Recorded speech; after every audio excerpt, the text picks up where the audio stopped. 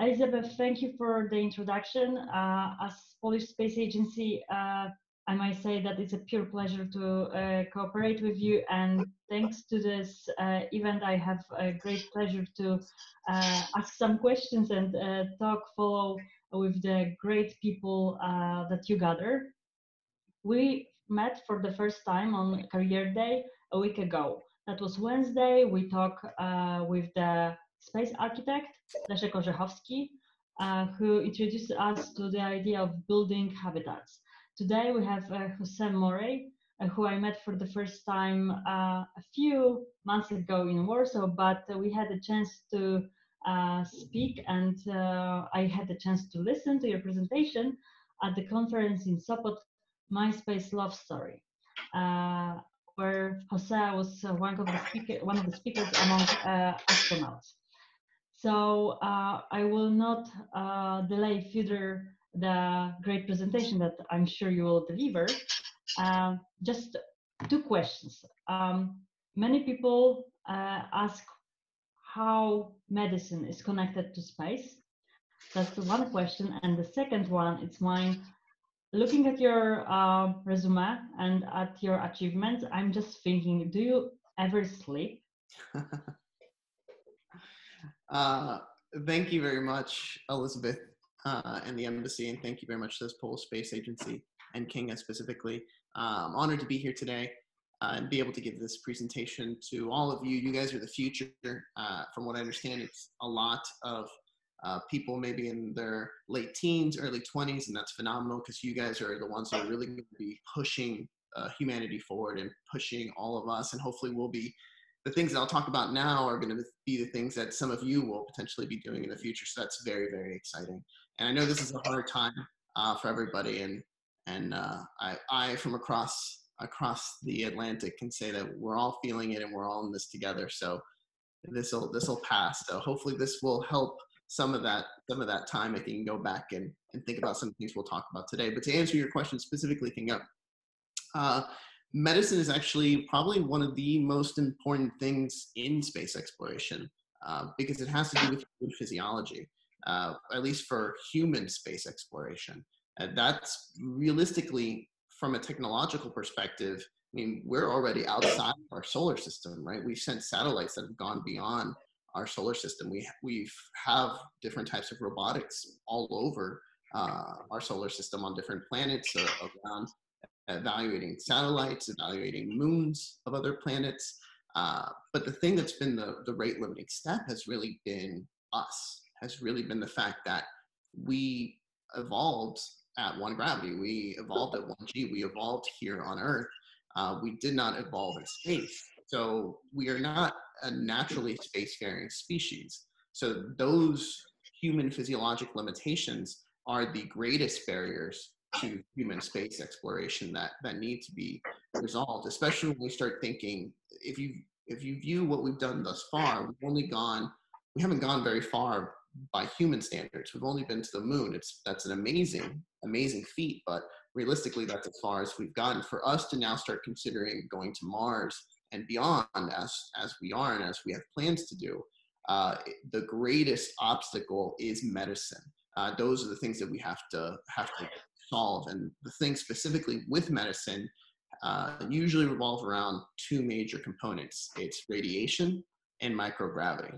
All of those things cause detrimental effects to a myriad of systems, whether it's musculoskeletal, whether it's neuropathic or central nervous system. It all affects us, how we can function. So being able to find ways to mitigate those 2 things are what we have to do. And then not just being able to explore, if we are looking to live and become truly a multiplanetary species, to live, work, play, have families in space, medicine is going to be a huge component. We see healthcare costs here on Earth being such a big component of our GDPs for all of our countries. Imagine now if you are exponentially doing that throughout the entire solar system or galaxy, or eventually, hopefully, multiple other kinds of places that we may attempt to get to. So healthcare and medicine is really us being able to be a multiplanetary species. As far as your second question, when do I sleep? It's rare. It's tough, to be honest. I get it when I can, but the thing is that I don't really feel, I think maybe an adjunct question to that is, I don't really feel like I work.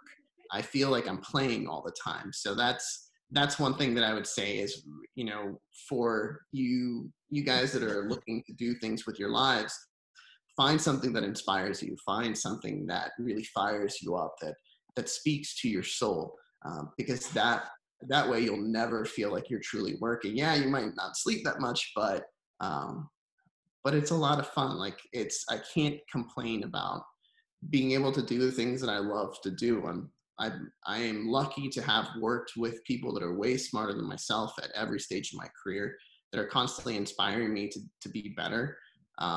And it's not difficult, but yes, it does. Sometimes sleep is something lacking, actually, the last 24, 48 hours, especially when you're working with people all over the world, right? Right now I'm talking with you guys, but a couple hours ago I was talking with people in India and in Asia. So to be able to do that, especially remotely, makes it very difficult. But I do try to have some form of standard to sleep.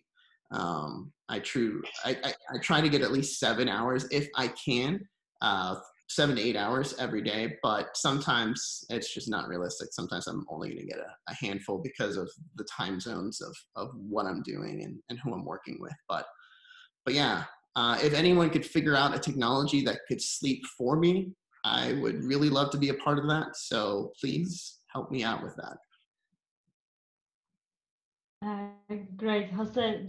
I know you're firing up your presentation, so just one comment to everyone.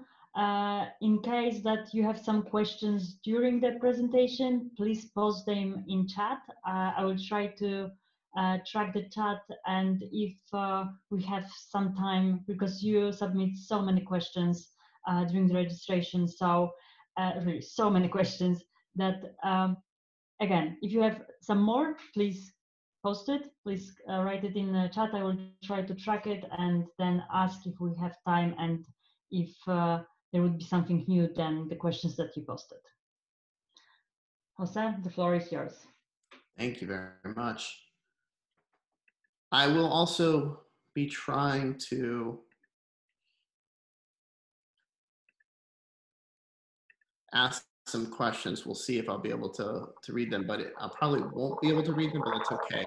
But I'll still be asking questions throughout, and then I'll try to address whatever I can afterwards. So without further ado.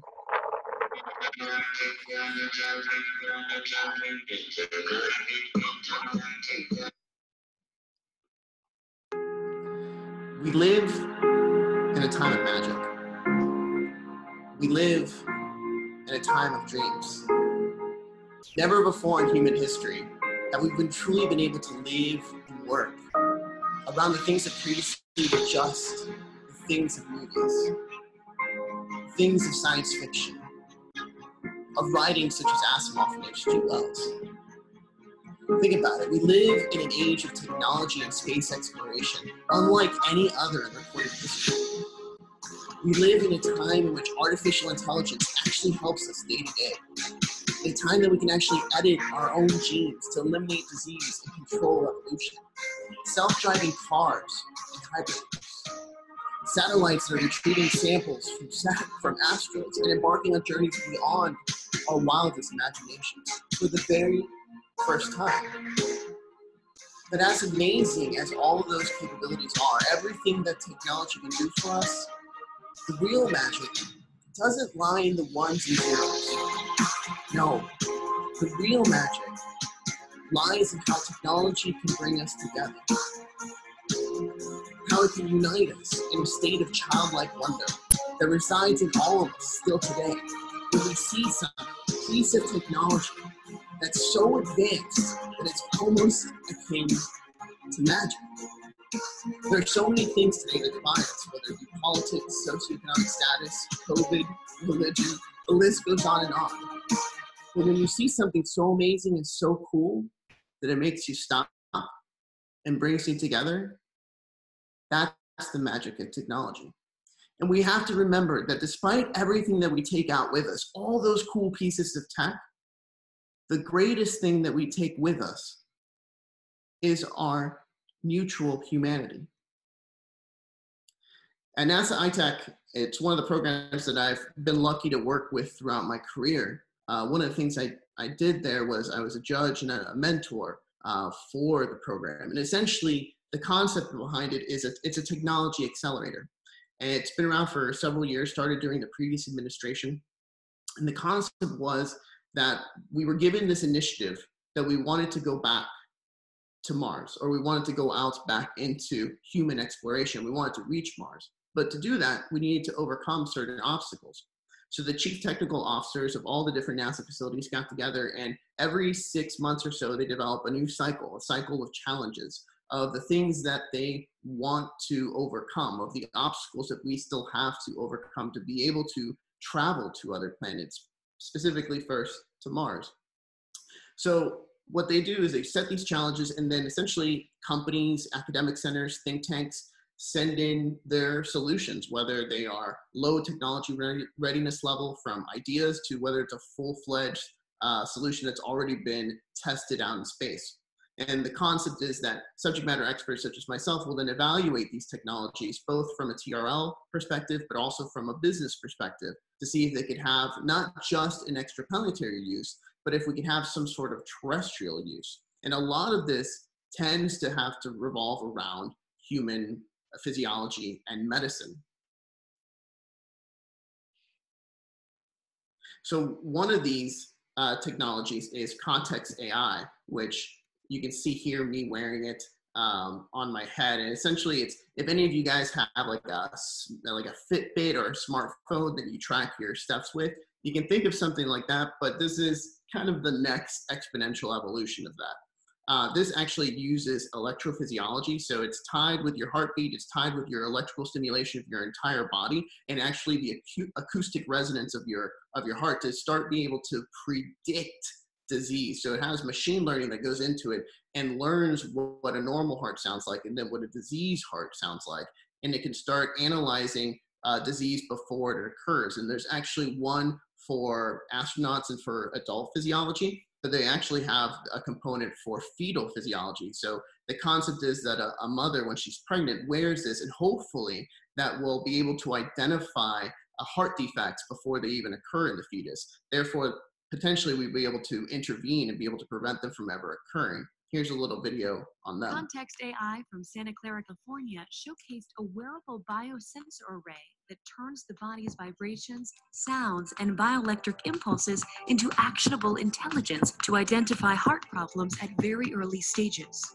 Earlier detection of health issues could lead to lower costs and better outcomes for patients on Earth and preventative care for astronauts on long-duration flights.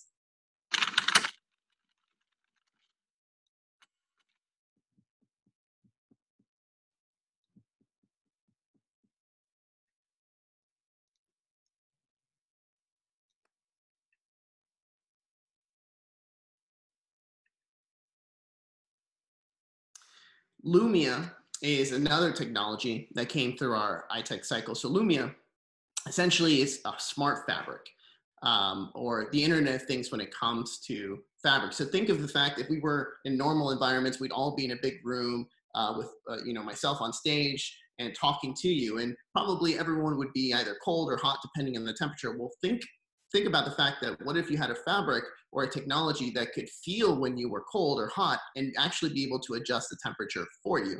That way you wouldn't have to worry about what the environmental temperature may be, because your clothing would adjust it precisely for your taste. Same thing if you wanted to use your purse or your wallet as a flashlight, or you're looking for something. So think about these smart fabrics that can actually start interacting and doing different things for humans.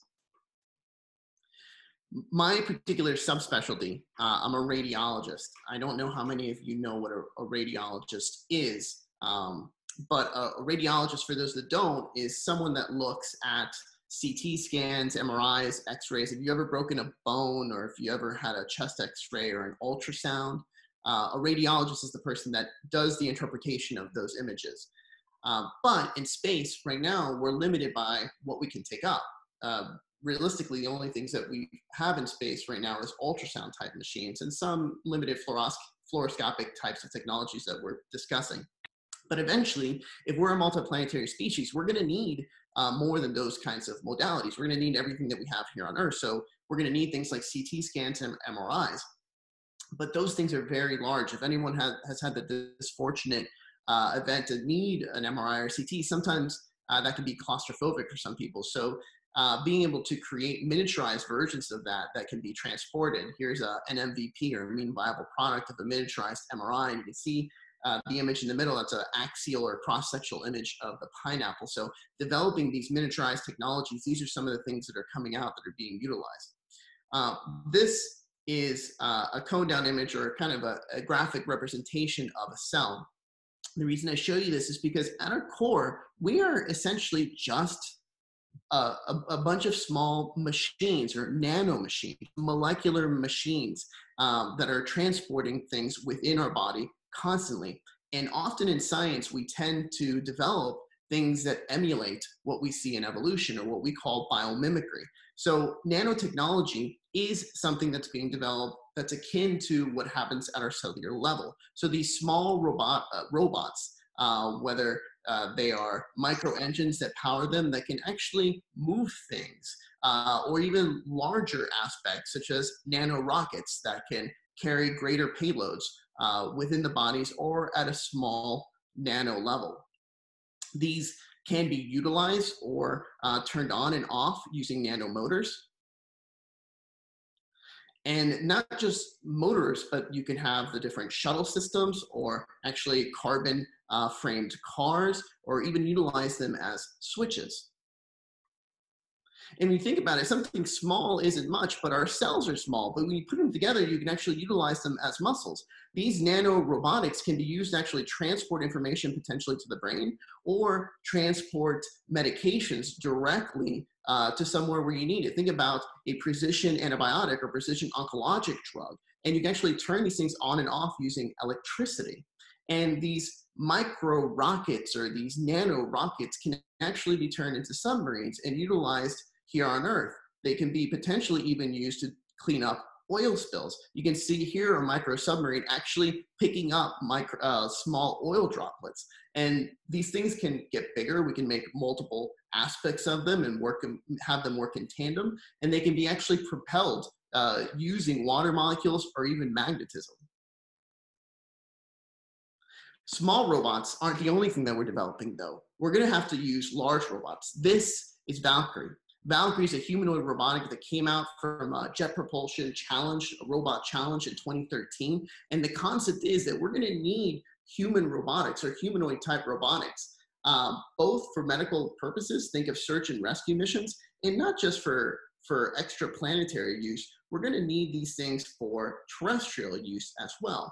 Valkyrie has multiple sensors, both in the legs and the arms. Things are interchangeable, so one arm could go to the other arm. It has sonar and LiDAR. So think of places like Fukushima or other natural disasters where these types of robotics can be very beneficial.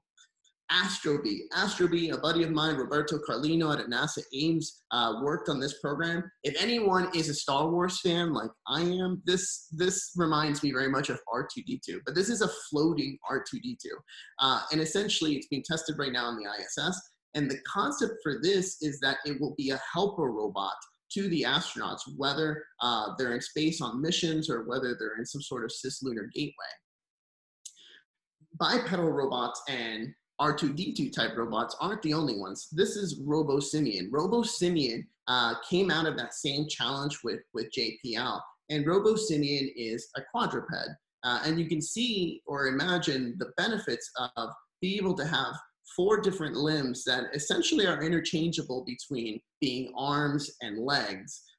This is obviously very beneficial depending on the type of terrain. So different types of robotics are going to be needed for different types of space exploration.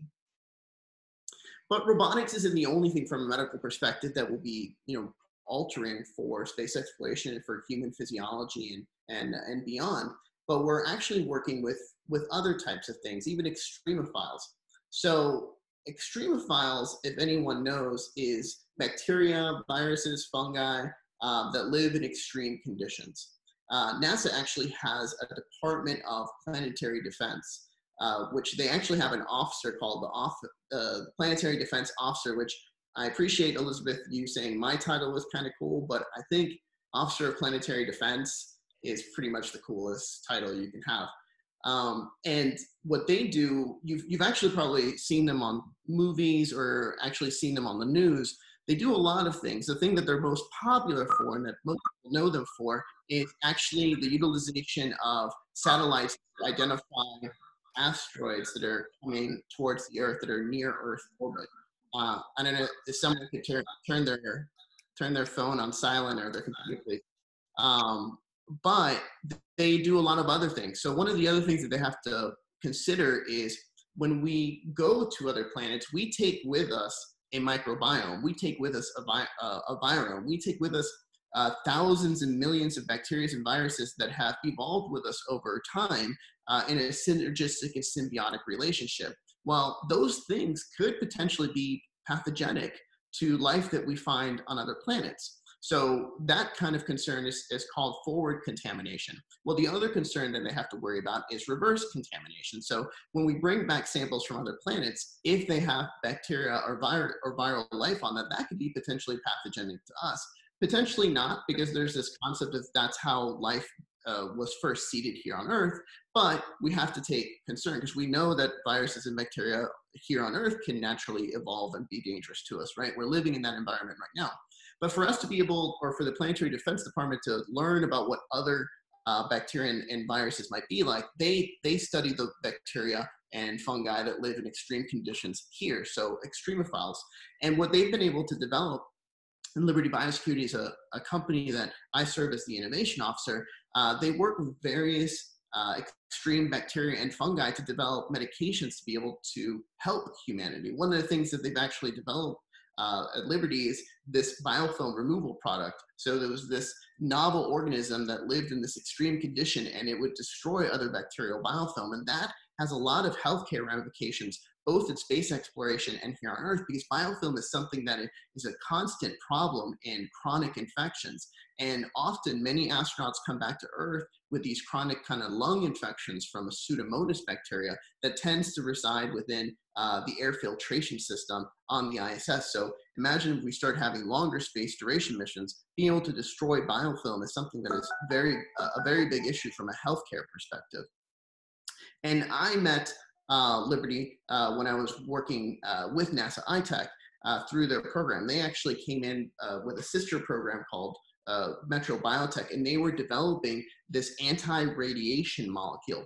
And the anti-radiation molecule actually was a derivative of an anti-aging medication out of Harvard lab. So there's this drug that actually reduces your molecular age that's in human trials right now. But as a side effect, they found that it can actually reverse ionizing radiation damage. So they submitted this as a radiation mitigation for NASA because this is a huge issue. We talked about at the beginning, the two major ones is microgravity and radiation exposure. Well, imagine if we could have something that fixes that, whether it be a pill or some other methodology.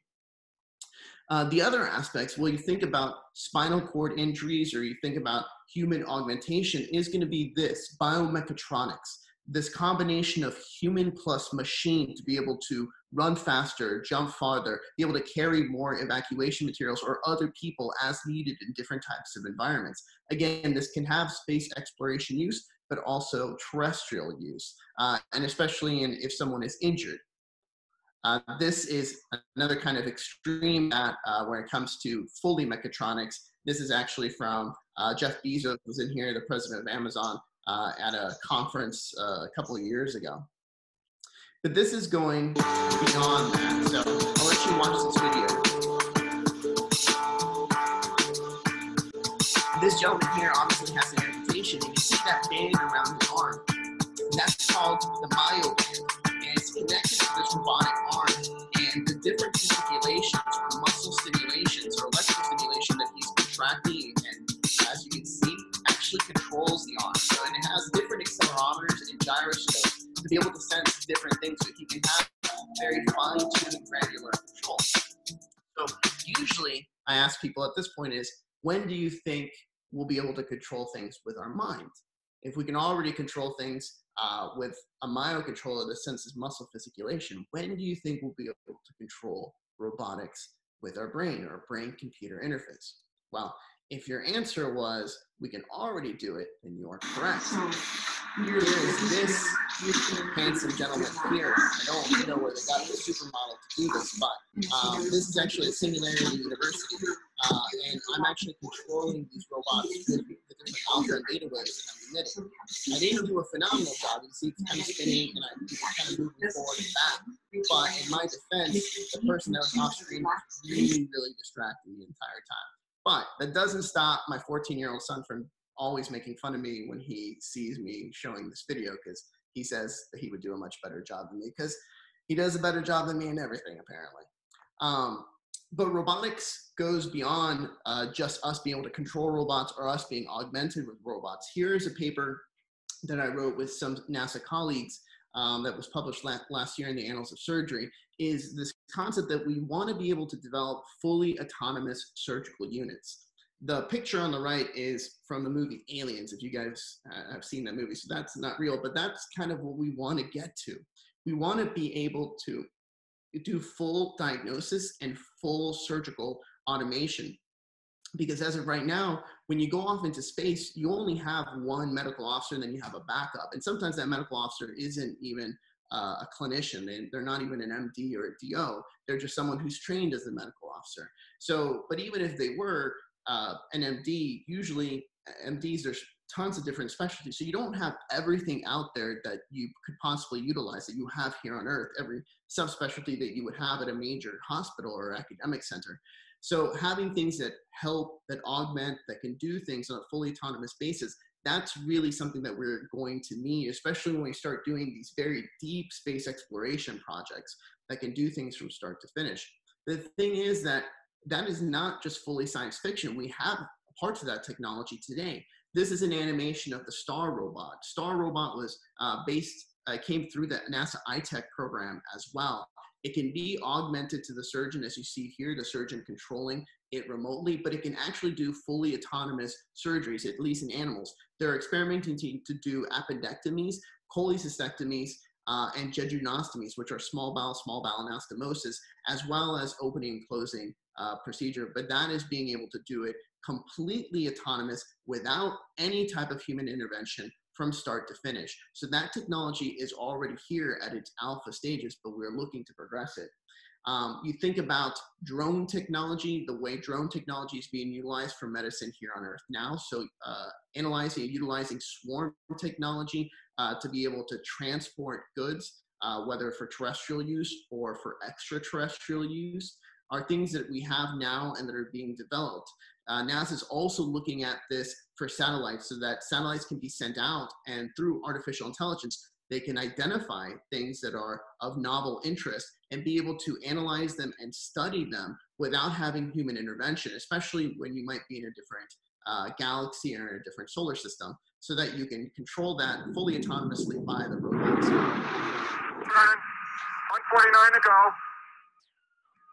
Now, this, I know you guys did some habitats, so if you did already see this, I'll stop, but robotics and medical technology have to do with how we're going to live as well. So this the Zophorus habitat. is a Zophorus habitat, which is an idea The of a Zophorus type One of mission habitat set that out would to be create a developed dwelling, for Mars. a habitat let's see watch inspired this. by biology Jose, can you and turn the designed volume with of an the video easily down just a expandable little? modular footprint. Thank you. Prior to construction, tremendous preparation is necessary for the astronaut's arrival.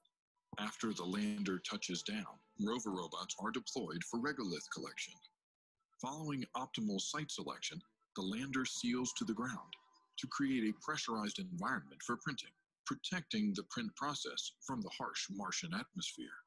During rover material harvesting, Martian aggregate, ice, and minerals are collected, tested, and processed.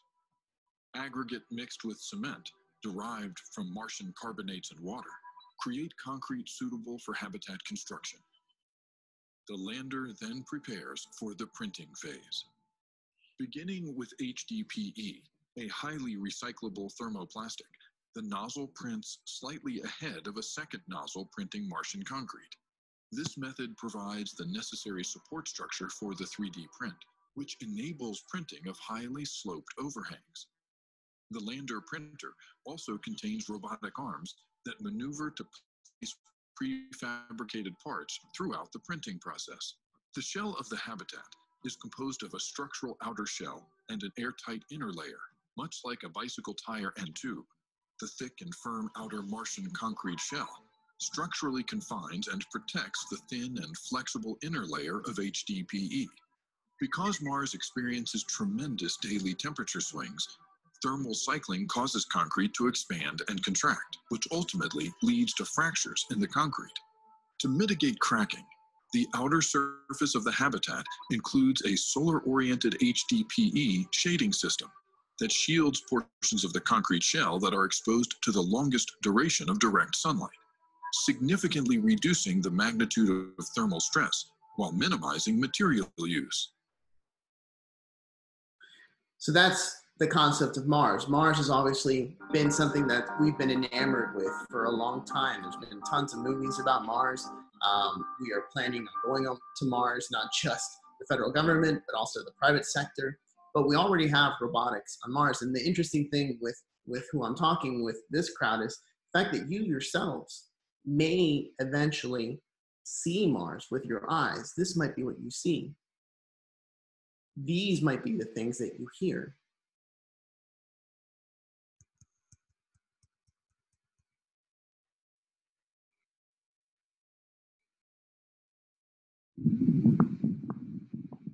You're listening to the sounds from another planet.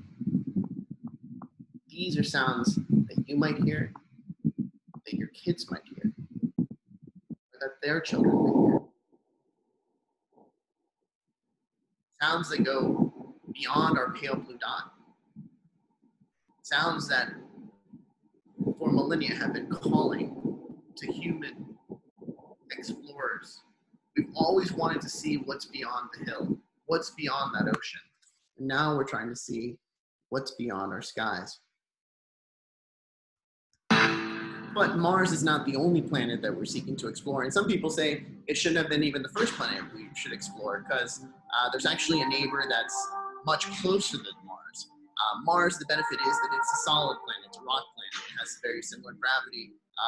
Well, it has at least some gravity when you get to the surface. But there has been thoughts and there are plans to actually colonize other planets or explore other planets. This is HAVOC. HAVOC stands for High Altitude Venus Occupancy Control. So this is actually looking at, if you've seen Star Wars, this concept of the Sky City, where you have Lando Calrissian living there, kind of like that. It's the fact that we would never actually touch the surface of Mars because it's very toxic and there's a lot of pressure and nothing's ever been able to survive very long on the surface of Mars. The surface of Venus. But this would actually be kind of like a sky exploratory laboratory, which would stay at a high altitude. And the thing is, that the high altitude in Venus, there are some similarities with some of our environments here on Earth. So things wouldn't be as harsh, and we would actually be able to circumnavigate the planet and explore the planet, but not ever actually touching the bottom of it. And then we'd be able to relaunch and leave the planet from this HAVOC system. And Venus is actually closer to us than Mars, so we can actually get there faster and at a much more regular rate when it comes to that perspective. But there are issues with blasting off from Venus, as some of you may know. But that's not the only thing we're looking to explore. We're looking to explore also the moons of Jupiter with some of the nanorobotics and with some robotic submarines. So we have to be planning for people to be living in these subterranean environments and in these water environments as well to be able to do some of these human explorations. The search, though, for planets goes beyond just what we can see here. This, if you guys know, is the James Webb Telescope. I think probably some of you know it if you're space nerds like myself. This is the actual picture of the telescope. It's almost ready to launch. It's a little bit behind schedule, but it's going to really revolutionize the exoplanets that we discover. I mean, now we know that there are hundreds and thousands of planets beyond our solar system, but this is really going to take us to the next level. And this, I think, really epitomizes that magic of technology that I was talking about. If you guys know, this is probably, some of you probably have seen this, or potentially all of you have seen it. This is the black hole that was imaged for the very first time. But that magic that we talked about, the fact that it can bring people together, this had to bring so many different countries together, people from different backgrounds, different statuses, and people had to really work together to do this. But this really epitomizes, in my opinion, what that magic is. The fact that if we work together and we put our differences aside, humanity can do some amazing things, some things that we often find like magic. And we can do things together, and we can work on things that are bigger than ourselves, that are bigger than just one person, bigger than just one country. And that's really what the greatest magic of space exploration and science is. Artificial intelligence is playing obviously an enormous role when it comes to human space medicine, whether it's through the bipedal robotics, through the clinical decision support tools that are being created, or even through the research that's being generated. Right now, artificial intelligence is working on developing all sorts of things for COVID-19. I'm on a White House task force developing AI to go just through research using natural language processing to be able to keep up with all the research that's going on, to be able to help people and show people the way that they should be researching. I had an article in Forbes just on Monday that talks about all the different AI applications that are being utilized to help physicians like myself on the front lines and other clinicians to be able to, whether through robotics or through other means, I analyze people and actually predict people that could potentially be sick and help be able to mitigate this disease. But AI and space exploration is going to have to do the same thing. Being able to communicate is going to be a big issue. We talk about not having every type of surgeon or medical expert. So being able to have faster ways that we can communicate are things that are being explored both via NASA and the DoD, Department of Defense here in the US, and also by other countries. But the thing is that medical and physiologic interventions are needed because we have to deal with the things of long-term space duration missions. So we have to deal with the fact that we are in microgravity, or that we are facing radiation for a long time. But if we could develop mechanisms that allow us to travel faster or be more efficient in our travel, then we wouldn't have the effects that we have now that we would have to mitigate. So that's where these kinds of things play into role. So new types of propulsion. This is, right now we use liquid types of propulsion for our rocket fuel, but people are developing these types of mechanisms for additive manufacturing or 3D printing of the rocket fuel. But people are looking for other types of mobility as well. There's the SAIL project that the Planetary Society did. There are microgravity engines that people are trying to work on, and then things that are even beyond that, more theoretical, that people are experimenting with. But if we can move faster, then we don't have to worry so much about the physiology.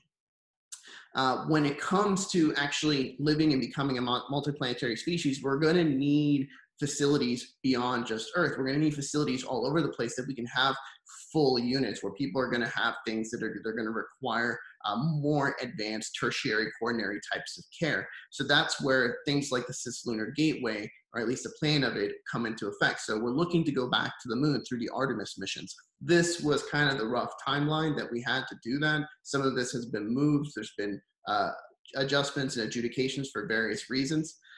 But this is the view, or at least the concept of what the gateway will look like. This is an internal schematic of what that will be. And the concept is to be able to utilize this as a way station, right, for resupply missions and for helping things that we do on the moon, but also helping propel us to go to other planets. So a way station when we go to Mars, kind of a go-between. And these kinds of things will be all over. And if you guys have seen, I saw there was, I think, a question from the myriad of questions you guys sent about The Expanse, or if you've seen any other kind of science fiction kind of story, there's always like these small stations all over the place that people can go to. Sometimes the bad guys go hide out there, but really people are going there to get resupplies. And it's just like you would in any kind of exploratory endeavor. When you were going across the Atlantic, being able to stop on an island and rest or resupply, you're going to have the same kinds of concepts in space exploration. But NASA's not the only ones that are doing these kinds of things. There are plenty of other governments and agencies that are doing it. The Japanese Space Agency is working with various types of companies looking to have a permanent kind of station on the moon. There are very many reasons why people want to get back to the moon. Obviously, the way station concept is one, but people also want to be exploring and using the moon as kind of for all sorts of exploration and all sorts of science and technology. The JAXA is also not just doing things on the moon, including the, sorry if you could go mute please. There are many other people doing things beyond just the moon. People are doing things on asteroids. I don't know if you saw this not too long ago when they were able to land on an asteroid. And the European Space Agency is doing similar things as well as NASA. And there are many countries that are looking to do these types of stations on asteroids. The concept is the space station model, but also they're looking to do space mining, obviously. But at the end of the day, why do we do what we do? Why do we seek out to explore? What is it that drives us? And I think I will leave you with the words of Carl Sagan, who really epitomizes that better than anything else.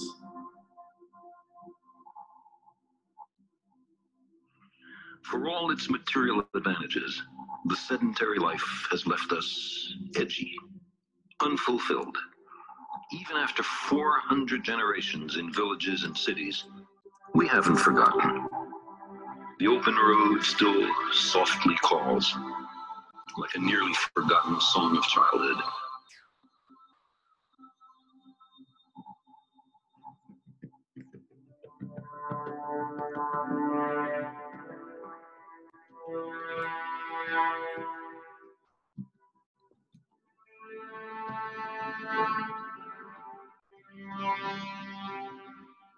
We invest far-off places with a certain romance. The appeal, I suspect, has been meticulously crafted by natural selection as an essential element in our survival. Long summers, mild winters, rich harvests, plentiful game. None of them lasts forever. Your own life, or your band's, or even your species might be owed to a restless few, drawn by a craving they can hardly articulate or understand, to undiscovered lands and new worlds.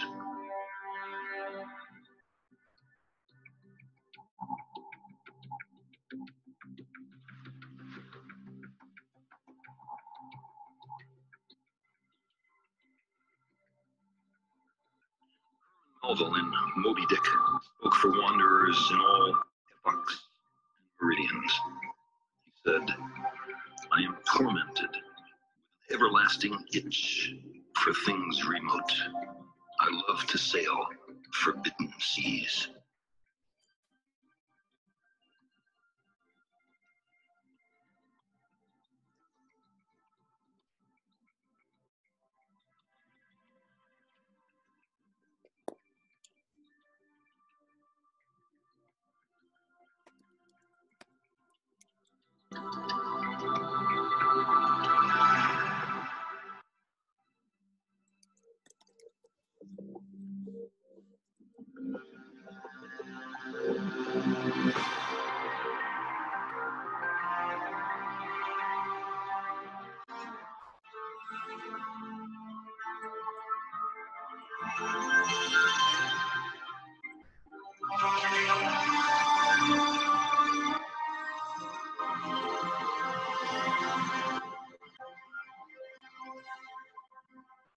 Maybe it's a little early.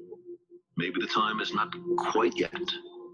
But those are the worlds, promising untold opportunities, beckon. Silently, they orbit the sun, waiting.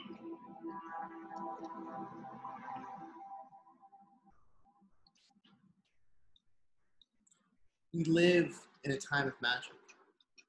We live in a time of dreams. The greatest magic that technology gives us is how it brings us together. as we can see with everything that's going on in the world today, we're going to need that magic now more than ever.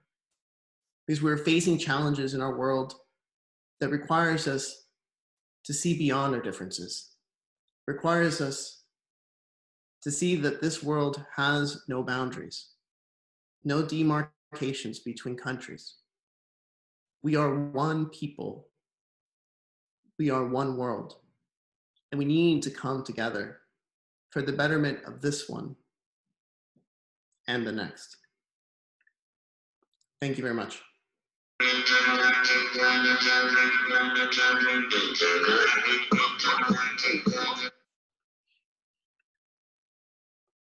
Jose, that was a great presentation, leaving us with the great things to think about, great ideas to actually discuss also with you. And well, honestly, that's hard part now to go from your very inspirational presentation to questions. But okay, you said we should dream and we should cooperate to make the dreams happen. Many questions from our participants today were about your experience, your way to find a place that fires you up, how to test different possibilities, how to gain the experience, where to go. Yeah. In general, I think you have to not be afraid to fail. I think that's one of the greatest things that you can learn through life. And life is lifelong learning. There is no one, and I appreciate being here and be able to speak to you guys, but no one has a magic brush for everything. And everything in life is really about relearning things that you learned before and remembering the lessons that life has taught you. So take that with a grain of salt, but don't be afraid to fail. I have failed way more than I have succeeded. But the only way that you do succeed is when you do take chances and when you do strive to do something that is at the very edge of your capability. But if you don't push those boundaries, then you'll never know what your limits are. So that's the one thing. I feel like if you're at the edge of what you feel comfortable, I tend to find that is exactly where I want to be and exactly where you should be. When it comes to how to be involved with space in particular, you guys are going to school, find people that are working on these types of things, find people that are working on engineering, working on electronics. There's so much. Space is going to be the next $1 trillion industry from a commercial perspective. After things go back to normal, things will get back to where they were, and the space economy is going to be huge. There's so many companies that are pushing into it. There are so many federal governments that are pushing into it. It's the future, so it's going to be a huge place, and we're also going to need it from a humanity perspective, because we have to kind of expand beyond this. We can see the damage that we're doing to just our own planet, and we need to be able to kind of diffuse that, and obviously hopefully be a little bit more respectful of the next one, but follow your passion, find things that you love, do things that you love more so than money. Money will come, and at the end of the day, money never makes you happy. Money makes you comfortable, and everyone likes to be comfortable, but at the end of the day, happiness, it doesn't have a dollar amount. Happiness is what you choose. So choose to be happy in what you're doing and find that happiness and find the passion. And sometimes it's what you do and sometimes it's who you do it with. Often a journey is only worth going on if it's with the right people. So make sure that the people that you work with are people that you really appreciate. Those are, at the end of the day, I think the most valuable things that we take with us. Yeah, that's a good point. That what we remember is the feeling that we have with people, the atmosphere that we work with. So it's a very good point. If I may add some advices, I would say more local. If you are in a high school, connect with ESERO, European Space Agency Educational Bureau, and check out what competitions they have. or what resources they have to learn about space. Also, please check our website, so Polish Space Agency. We will soon post more educational activities for high school students. But then there are still many advices on our site, on our Facebook, how you can gain knowledge, where to develop, what trainings to take. So that's two things. And then if you are already a student, please check European Space Agency website. They often organize trainings in Brussels, for example. There is the training facility, and also some competition. More importantly, they have young graduate program, so kind of like internship that you can take. And if you are interested in the medical field and space sector, definitely check that out, because they have a quite nice facility in Cologne where they train astronauts. So that might be more local touch, European one, I would say. Absolutely. And if you want more practical information, NASA also does things for everybody that's open source. If you want more information to do STEM types of initiatives, the Space Foundation is a non-for-profit that does a lot of space STEM initiatives as well, that people can download and do in and of themselves. Especially if you're a STEM teacher, it provides a lot of resources for, I don't know if you have any teachers that are listening, but provides a lot of resources for you to help your students learn about space and STEM that are free for you to utilize. So that's another excellent resource. Yeah, and NASA has this website, NASA at Home, Mm-hmm. where easily you can either go for a walk in one of the facilities or just download some scripts, do the exercises. So that's a resource that might be easily used, and it's really, you don't need a navigator to go there and check that out. So that might be a homework, I would say, after our talk. Jose, one thing worries me, because you say that we need to explore because we destroyed this planet. Is that really true? Is there anything that we can do with all those knowledge and this cooperation? We took a picture of a black hole. Come on, you showed that picture. So is there anything to save this planet? Oh, absolutely. Yeah. And I'm sorry if I gave the wrong impression. I just think we need to be definitely more respectful of this one and of the future ones. And that's one of the reasons NASA, if you look at a lot of the climate change science, a lot of it comes from NASA. And the reason it does is because the same reason why it studies extreme bacteria. The only way you can learn about other planets, really the easiest way you can learn about other planets or other organisms, is to study the ones that we have here. So that's why there's been so much climate change science that's come out of NASA. But absolutely, I think there are plenty of mitigations that we can do. I think one of the interesting side effects from this COVID experience, I think we've seen how air pollution has decreased when you just stop all movement or traffic of humans across the globe in various parts of the world. So that's definitely those kinds of mitigations can occur that they're very simplistic. Just give it a rest, right? It's just like when you're working out. If you work out the same muscle every day, you eventually it can't work anymore. It's too much. You have to let it rest to be able to rebuild. The planet is kind of a similar analogy, although it's a rudimentary analogy. But technological solutions are actually out there. There's a great company, and there's a lot of these companies out there, but there's one that I work with called Cemvita Factory, CEMVITA, Cemvita Factory, and what they're doing is actually carbon recycling. So right now, carbon is a waste product, but from a capitalistic perspective, why would you waste something when you can actually use it, create another product, and actually generate revenue from it? So they've, through science and through chemical engineering, have been able to take the CO2 and actually, I mean, that's the building blocks for life on Earth. So they've been able to take the CO2 and turn it into other things, whether it can turn it into synthetic diamonds or turn it into glucose or utilize it to create even other biopolymers. So there are definitely ways to transition and to mitigate what we've done. But I think when it comes to the way the world works, we have to find that balance, right? Because capitalism is kind of the main engine for definitely the US and now for even other developing countries. So we have to be able to kind of tell the story a little bit for those kind of countries to help them along. But some things, NASA specifically, the vast majority of the things that NASA does not generate revenue.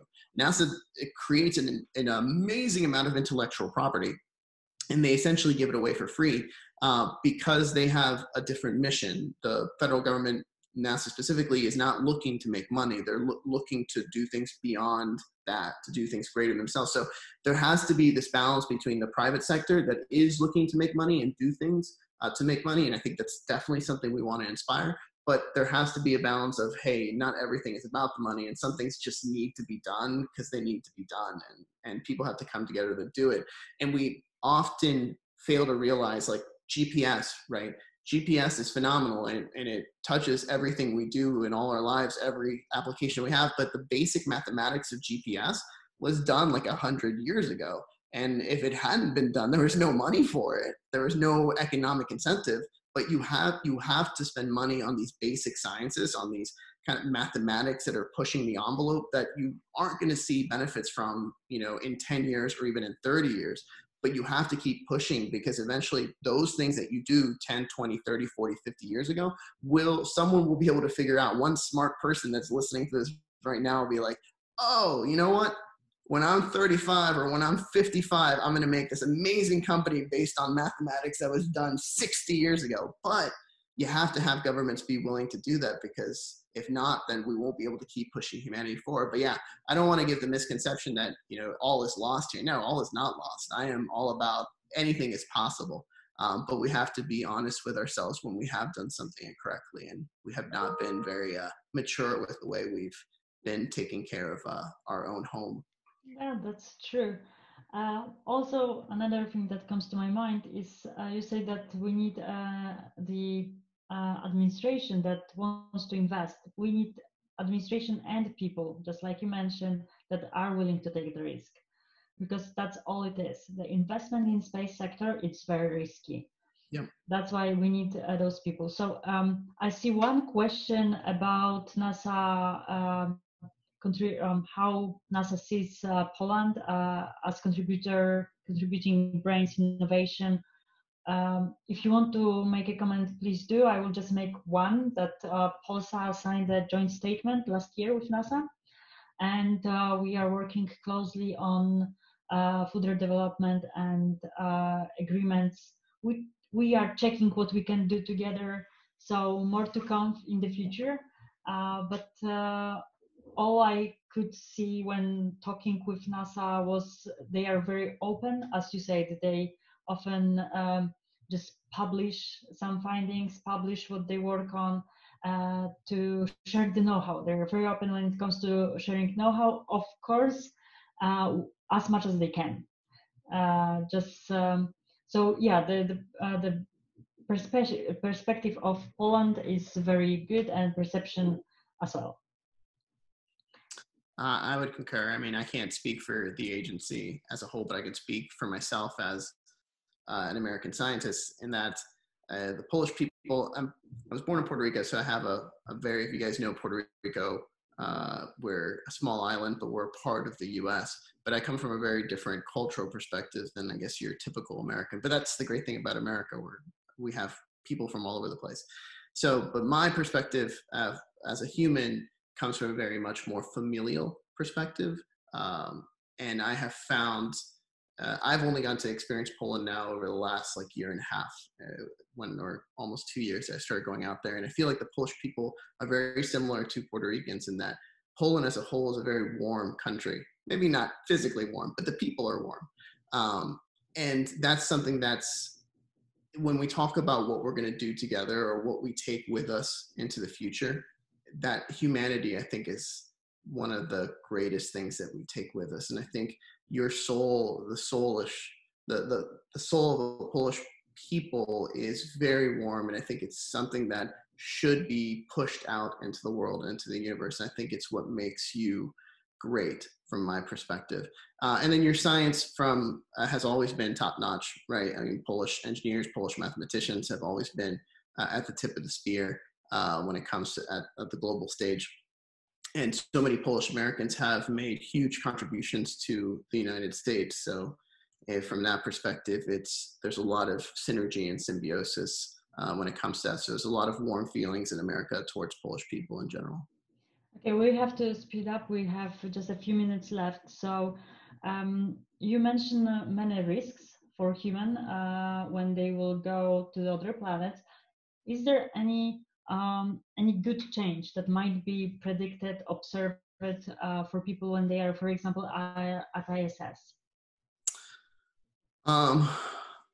Good change. As a good change, that's going to be tough, right? Because we haven't done experiments on it. So we don't know. We don't know how evolution will affect us over time. And I know there's a lot of science fiction movies. I know The Expanse, and I throw that out there because from the questions that were given to us before, has, Martians are a little bit taller and they can't handle 1G. And all those things are potentially true. And one thing that I think we found time and time again is how science fiction is really just a bit of futuristic storytelling. We used to have the mythological seers in all sorts of religions throughout life. They could always tell us what life was going to be like, right? Nostradamus or whatnot. But I think science fiction ends up being the one that's the most akin to what we actually find. So I think it makes sense that people might be taller to a certain extent.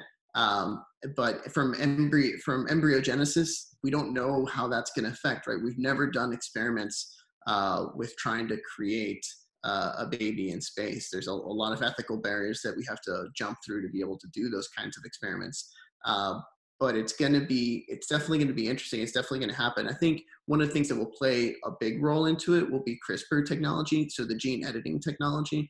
I think we will have to really take a much more active role in our directed evolution as we become a multiplanetary species. Or if we can create synthetic gravity, then we fix the problem altogether. So then we don't even have to worry about it. So I think those are the two different kinds of mitigations that I would see going into the future.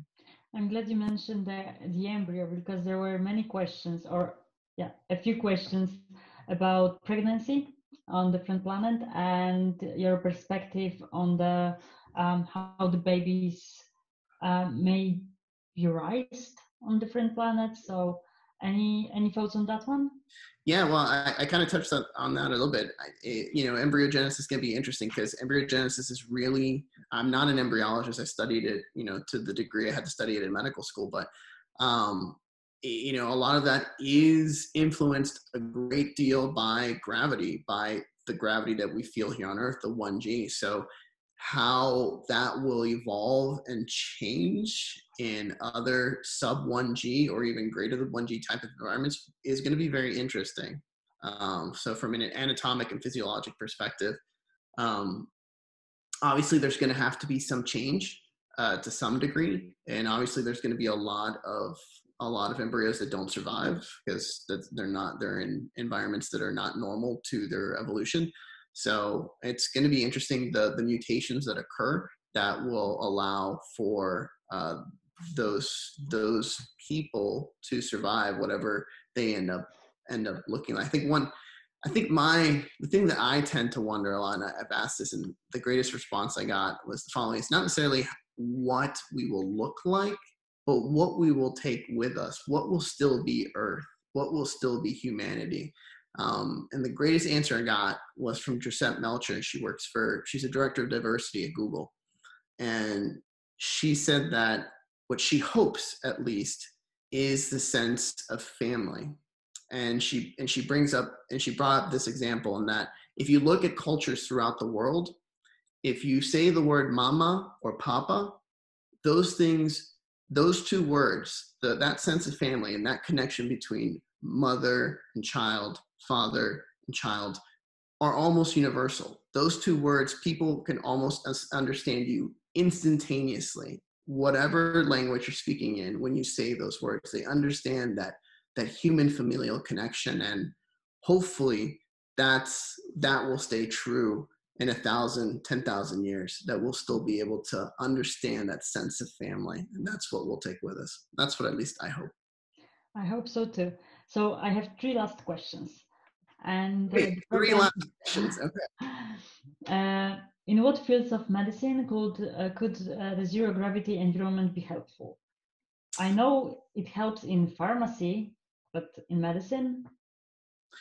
Yeah, for surgeries and things of that nature, I can't think of something that off the top of my head that would be super beneficial, but there's a lot of surgeries sometimes that we need to rotate the patient around. So there may be, from that perspective, being able to manage the patient, but I think you hit a better response in that from pharmacotherapy, I think it's going to be interesting. So us being able to develop unique types of medicine in space, and the ISS is already becoming a type of that platform. At least they're open to it, where pharmaceutical companies can do experiments that they can't do anywhere else, that they can really create unique experiments. And also from a physics perspective, from a surgical perspective, it's really tough. I mean, everything I always think about is, surgeries are already hard here on Earth.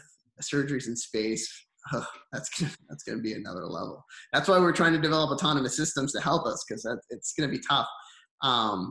But I know there is a question. I don't know if this is gonna be one of the ones you want to bring, but I want to throw it out there. Is what kinds of physicians are best to go into space work? There actually is an aerospace residency. So I know medical training is a little bit different here in the US compared to Europe, but here we do the 4 years med school after undergraduate, and then we do a residency. And there's actually an aerospace residency that you can do. There's not many of them, but they usually, wherever they're located, like there's one in Baylor, which is in Texas. So it's usually associated with NASA centers. So Texas has Johnson Space Center, Johnson, Houston, we have a problem, that's that center. So there's aerospace residencies that you can do that are very helpful. The other very big one tends to be emergency medicine, because emergency medicine is obviously in extreme environments is very helpful. So being able to mitigate, almost like you're in a disaster zone or a military zone. So emergency medicine tends to be one that's very popular. Radiology, like myself, isn't as popular, but I'm not an astronaut. I'm a consultant that I've worked for iTech, but I've never worked officially through the agency. But and then general surgery tends to be another one. And usually a lot of the NASA astronauts tend to be flight surgeons, so they tend to have military experience. So that's another mechanism. So a lot of the MDDOs, those are kind of the different types of tracks that they take if they want to work officially. My track is from technology, so I just did a lot of different types of technology, artificial intelligence in medicine tends to be very important, not just in space, but here on Earth right now. So that's been what has allowed me to work in the aerospace sector now. Okay, so next question is how your day looks like, what you are doing during your ordinary day. Before you answer, I will just make a short commercial, because that's the book that helped me understand what astronauts go through and how the medical care looks like at ISS. So if anyone is interested, please feel free to check the book. If you have any better recommendation, also, that was the book of Chris Hadfield. You might share, and to the audience, you might share your recommendation in the chat. Jose, how your day look like? My day. So my day is very different now after COVID, right? So take that with a grain of salt. Yeah. So my typical day may not be what it is now. I don't leave my house except to do, sometimes I go for a walk the dog, or my son and I will play in the pool or something. And I go shopping for food once a month. So, but yeah, my day starts pretty early, depending on what time I went to bed. So a typical day, I might get to bed 11 or 12. I'm up usually by 7-ish. Then, I'm a single dad. I have, thankfully, no one is here and hasn't interrupted, but I have one dog, one cat, and one 14-year-old. So it's essentially someone needs attention at all times. So, food has to be given to all of them, make sure that they survive, because apparently none of them, not even the 14-year-old, can handle things by himself. So there's that. There's the generic day-to-day stuff. And then after that, it's a lot of emails, a lot of sessions.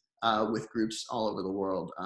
I work with folks in Europe, I work with folks in Asia, and I work, obviously, people West Coast, East Coast here in the US. So it's a lot of Zoom meetings now, a lot of teleconferences. And then I usually try to have time to read during the day. I like to read things that are both inspiring and challenging to me. So I usually try to do things that are outside my scope, or things that I need help on. So I might do physics, or maybe read something on some type of coding that I'm unfamiliar with. So yeah, I usually try to learn a little bit every day. I think that's a good habit to get into. Books that I like to read tend to be, there's a couple of writers that I really like. Walter Isaacson writes a lot of good books on people. I like to read about people that have made a difference in the world, and try to see how I can emulate things that they've done into my own life. So those are the type of things that I tend to read. But yeah, meetings go straight from when I wake up till 7, 8, 9, 10 o'clock at night sometimes. And then I go back to bed and start over the next day. So, and it's usually, at least now with COVID, it's Monday through Sunday. There's no off time anymore. Before COVID, then weekends usually were separate and sacred, but now it feels like there's so much to do. At least that's how I feel. Like there's so much to do and there's so much need right now that it's everything I do, I take kind of the core of being a doctor to everything I do, and I feel like I can't not help if I have the ability to help, because life is a lot about sacrifice, and there's someone always hurting somewhere and always someone sacrificing somewhere. So if it takes 7 days a week for months to get things back to normal, it takes 7 days a week for months. It's not that hard. It's not that hard. What is the next big step for space medicine? Next big step for space medicine, I think the two biggest revolutions that occur is if we can really fulfill a fully autonomous system. I think that will help both space and Earth. So I think that's a big one. And if we can solve the radiation problem, if things like the radiation mitigation I talked about, if those things come to fruition, there's more testing that needs to be done, or other types, I think those two things will be revolutionary for us. The alternative also is if we develop new forms of transportation. If we can find faster ways to travel, then that would be a bigger one. And then the last medical one would be cryotherapy or cryostasis. If we find ways to put us in stasis like you've seen in movies, and there are already experiments being done to test this. Johns Hopkins and some other advanced medical institutions are doing things from an emergency medicine perspective, where they have internal review boards, IRB studies, in which they can desanguinate, take the blood out of someone completely, almost instantaneously. I mean, they drain it out and then they fill it with a special saline at a very low temperature.